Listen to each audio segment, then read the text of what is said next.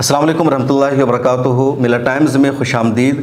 पिछले 16 दिनों से मैं गैर हाजिर था और आप सब ने मुझे याद किया, नोटिस किया। लगातार लोगों के कमेंट्स आ रहे थे, मैसेजेस आ रहे थे, इसलिए मुझे ज़रूरी महसूस हो रहा है कि असल मुद्दे पर बात करने से पहले मैं अपनी गैर हाज़िरी की वजह बता दूं। और सबसे पहले आप सभी का शुक्रिया कि आप सब ने नोटिस किया और मुझे याद किया। दरअसल इस बीच में मेरे घर में एक बड़ा हादसा हो गया था, मेरी फैमिली पर गमों का पहाड़ टूट गया था और इतना बड़ा मामला था कि ख़ुद मुझे संभलने में वक्त लग गया और मेरे घर वालों को भी संभालना मेरी जिम्मेदारी थी। इस वजह से इतना लंबा वक्त गुजर गया। दरअसल 16 दिन पहले 31 अगस्त को मेरी छोटी बहन शमशीदा और फ़रूही का अचानक इंतकाल हो गया। वो 25-26 साल की थी। 4 साल पहले उनकी शादी हुई थी। उनके शौहर हैं इंजीनियर मिनहाज अहमद और पहली मरतबा वो उम्मीद से थी। घर वालों को एक नए मेहमान की आमद का इंतज़ार था। हर तरफ अलग ही जोश और जज्बा देखा जा रहा था, लेकिन कुदरत ने कुछ और फ़ैसला किया और अचानक तबीयत ख़राब हुई। हस्पताल में एडमिट किया गया, लेकिन जान नहीं बच सकी और उनकी रूह कब्ज़ अंसरी से परवास कर गई। मेरे घर वालों के लिए एक बड़ा हादसा था और इस वजह से भी कि लगातार जवां साली की उम्र में दूसरी इस तरह की मौत थी। आज से ठीक 3 साल पहले इसी तरह मेरे एक जवां साल भाई का इंतकाल हो गया, जिनका नाम था कैसर सिद्दीकी। आप वाकिफ़ होंगे, मिला टाइम्स में भी मेरे बड़े मददगार और एक तरह से हेल्पर होते थे। मिला टाइम्स हिंदी को उन्होंने शुरू किया था। सीतामढ़ी टाइम्स के भी वो फाउंडर और बानी है, जो मिला टाइम्स का एक रीजनल चैनल है।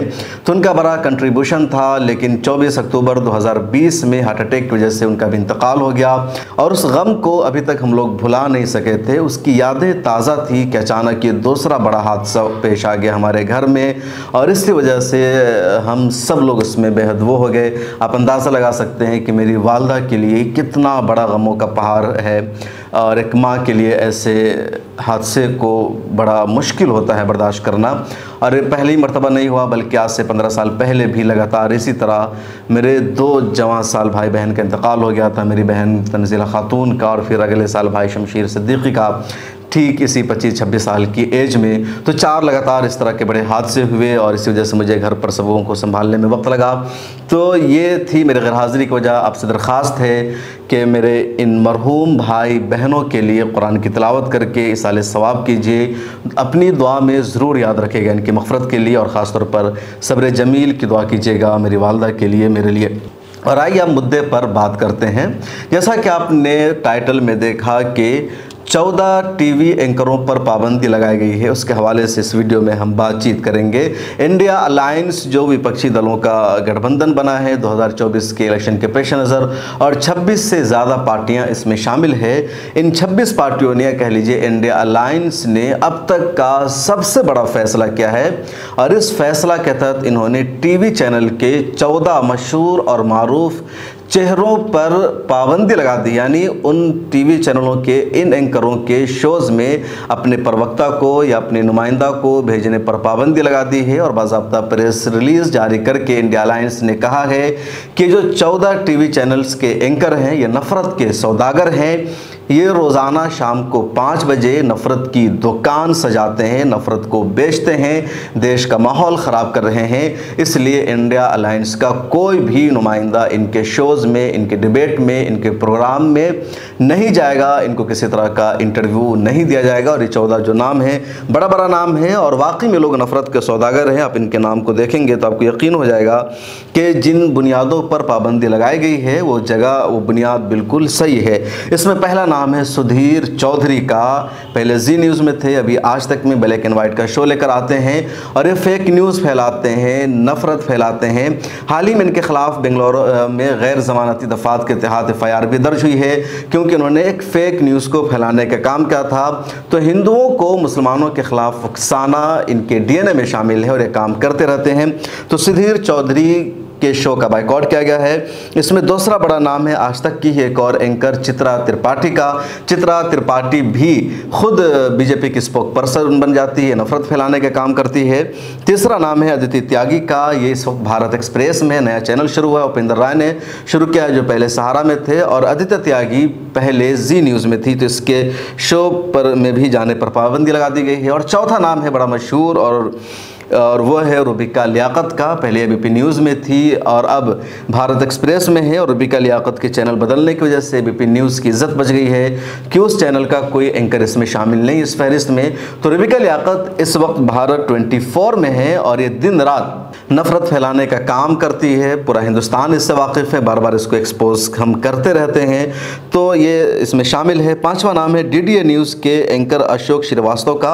और अफसोस की बात है कि डीडी न्यूज़ एक सरकारी न्यूज़ चैनल है, उसकी जिम्मेदारी होती है सिर्फ न्यूज़ को बताना, किसी का फेवर नहीं करना। लेकिन डीडी न्यूज़ के एंकर भी सरकार का सपोर्ट करते हैं, बीजेपी का सपोर्ट करते हैं, तो खैर इनके खिलाफ भी पाबंदी लगाई गई है। इंडिया टुडे के 2 एंकर शामिल हैं, एक है गौरव सावंत और दूसरे हैं शिव अरोड़। इन दोनों के शो को बायकॉट किया गया है। इसमें आप कह लीजिए 8वां नाम है पराशर का, जो इंडिया टीवी के एंकर है। उसके बाद इसमें 9वां नाम है CNN न्यूज़ 18 के एंकर आनंद नरसिम्हा का, और इसमें 10वां नाम है न्यूज़ 18 के एंकर अमन चोपड़ा का, और नफ़रत फैलाने में बड़े मारूफ हैं। अमीश देवगन का भी नाम इसमें शामिल है। उसके बाद इसमें 12वां नाम शामिल है अर्नब गोस्वामी का। 13वां नाम शामिल है नविका कुमार का, जो टाइम्स नाउ की एंकर है और काफ़ी पुराना चेहरा है। और 14वां नाम शामिल है सुशांत सिन्हा का, जो टाइम्स नाउ भारत के न्यूज़ एंकर है, और नफ़रत फैलाने में, फेक न्यूज़ फैलाने में ये भी कहीं पीछे नहीं रहते हैं। तो ये 14 एंकर हैं और तकरीबन जितने बड़े बड़े चैनल हैं सब इस लिस्ट में आ गए हैं। एबीपी न्यूज़ बच गया है, उसकी कोई एंकर शामिल नहीं, 1-2 चैनल और भी है। तो इन सब पर पाबंदी लगा दी इंडिया अलायंस ने, और इंडिया अलायंस की पाबंदी का बड़ा फ़र्क पड़ने वाला है। इंडिया अलायंस में 26 से ज़्यादा पार्टियाँ शामिल हैं। इंडिया अलायंस की इस वक्त देश की 11 अहम रियासतों में, बड़ी रियासतों में हुकूमत है, उनके अच्छे खासे एमपीज़ है, राज्यसभा में भी इनकी बड़ी तादाद है।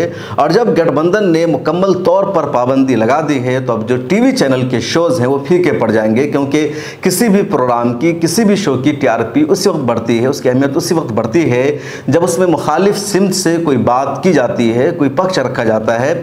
और अब इनके शो में सिर्फ बीजेपी और उसके हिमायती होंगे, इंडिया अलायंस के नहीं होंगे। और इंडिया अलायंस में कांग्रेस सबसे बड़ी पार्टी है, जनता दल यूनाइटेड है, राष्ट्रीय जनता दल यानी आरजेडी है, समाजवादी पार्टी है, ममता बनर्जी की पार्टी है, आम आदमी की पार्टी है, और इस तरह सारी बड़ी बड़ी पार्टियां शामिल है। और इन्हीं पार्टियों के नुमाइंदे टीवी चैनलों की टीआरपी को बढ़ाते हैं, जब वो बीजेपी को अपोज करते हैं, उसकी सच्चाई को बयान करते हैं।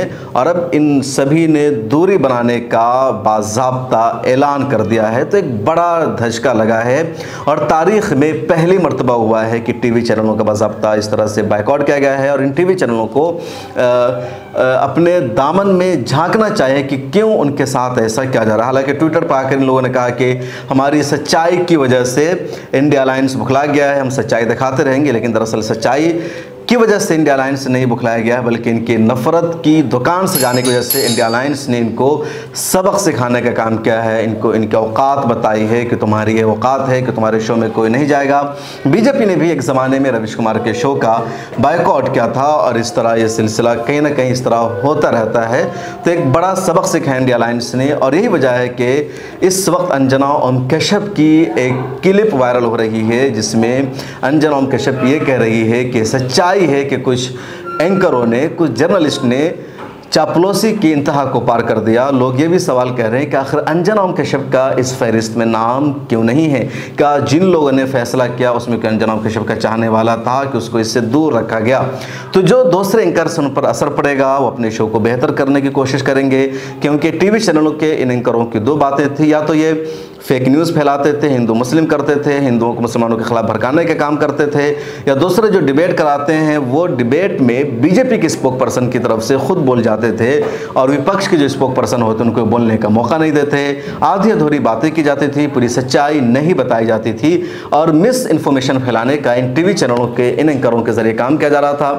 वैसे तो मेरी राय थी कि बराह रास्त टीवी चैनलों पर ही बैन लगाना चाहिए था। एंकरों पर बैन लगाने से मसले का हल नहीं होने वाला है। जितने बड़े बड़े मीडिया हाउसेज हैं, एबीपी न्यूज़ हो, आज तक हो, रिपब्लिक हो, या जी न्यूज़ हो, इंडिया टीवी हो, एनडीटीवी को भी इसमें शामिल कर लीजिए, ये सारे नफरत फैलाने का काम कर रहे हैं। और पवन खेड़ा ने, जो कांग्रेस के मीडिया इंचार्ज है, सच ही कहा कि हर रोज़ शाम 5 बजे ये नफ़रत की दुकान सजाते हैं, नफ़रतों को बेचने का काम करते हैं, देश का माहौल ख़राब करते हैं और हम इनके क्लाइंट नहीं बन सकते। हम इनसे जाकर के नफ़रत ख़रीदने वाले नहीं हैं। नफ़रत ख़रीद कर हम देश में उसको नहीं फैलाना चाहते हैं, क्योंकि देश से हमें मोहब्बत है। हम देश में यूनिटी चाहते हैं, इत्तेहाद चाहते हैं। सच कहा पवन खेड़ा ने।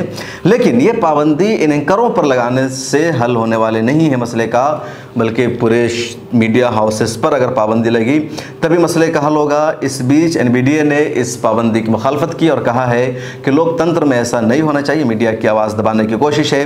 BJP ने भी इस पर तनकीद की है। आप इसको किस नज़रिए से देखते हैं, कमेंट सेक्शन में ज़रूर लिखिएगा। मिलत टाइम्स को आपकी ज़रूरत है, हमारी आप माली मदद करें।